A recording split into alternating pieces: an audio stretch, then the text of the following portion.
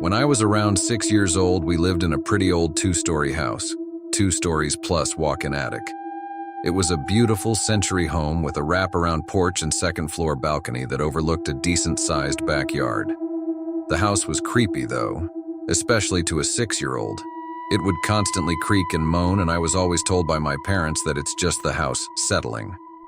My older brother liked to scare me, so he convinced me the house was haunted and made up a story about some kid that died in the attic decades before we moved in. Real original, I know. After that, I always swore I could hear footsteps in the attic. It got so bad I couldn't sleep, and one night as I'm laying in bed, I saw so thing I will never forget. Staring out into the dark hallway from my bed, I see a tall, dark shape quickly move past my doorway. It wasn't just a shadow, though. It was a person, and it wasn't a person that should be there. It was way taller than my mom, and my dad wasn't home. It scared me so bad I immediately started to cry, but I couldn't move or call out to my mom or even wake my brother up, who was right in the top bunk sleeping. I never saw anything else that night, but I'm certain I heard the back door open and close shortly after seeing the shape. My dad worked third shift, so I eventually convinced myself that he had come home to grab something and then went back to work, and I finally fell asleep. The thing is, I would have heard and seen him walk in front of my room in the opposite direction first. My room was between my parents' room and the stairs on the second floor, so if he came home and walked to his room, he had to pass my room. I had been awake all night before and never saw him, so it couldn't have been him. The next day, I told my parents, and my dad said he never came home, and they both assured me it was just my imagination. I continued to hear stuff all the time, but never saw anything else.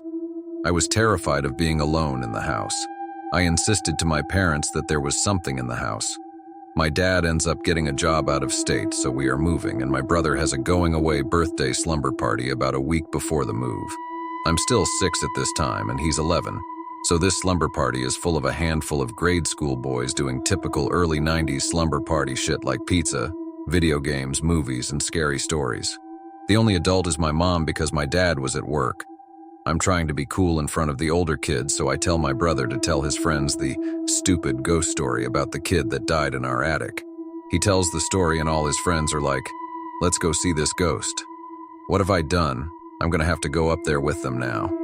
I honestly don't remember ever being in the attic before, as it was unfinished and used only for storage.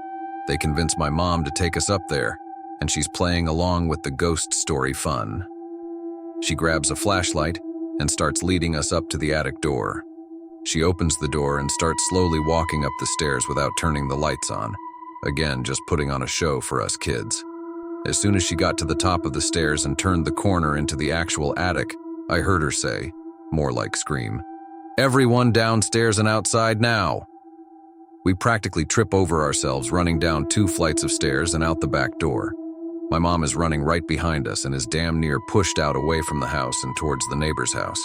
She's pounding on the neighbor's door until they answer and immediately says, "I need to use your phone to call the police." She refuses to tell any of us kids what she saw up there, but when my dad and the cops show up, we hear her tell them. When she got to the top of the stairs and looked into the attic, she saw in the far corner what she described as a squatter's spot. A bunch of blankets piled up to make a bed, some clothes, a pair of shoes, and food wrappers everywhere. We didn't stay in the house another night. We rented a motel room and stayed there for the last week we lived in that town before moving to another state. Years later, I finally got the whole story. My parents never had a clue someone was literally living in our attic. They did admit looking back that there were things that were strange, but most of it got blamed on other people in the house that they knew about, when in reality, it was all this guy living in the attic. My mom would notice food missing, but assumed us kids ate it all. My dad found cigarette butts by the back porch and was livid that my mom was smoking again. I was forever getting told to make sure I'd flush the toilet because someone would always leave it yellow. The blankets he was using for a bed were just new my mom had thrown out months ago. Things like that. I don't know how long it took to find him, but it turns out the attic dweller was a local guy who was mentally ill and lived with his mom. His mom would constantly lock him out of the house, and this guy had several houses he would break into and stay to get out of the elements. The best they were able to determine is that he would climb the columns supporting the porch roof, and then the columns supporting the roof on the second floor balcony. And from the balcony roof, he could climb in through an unlocked attic window.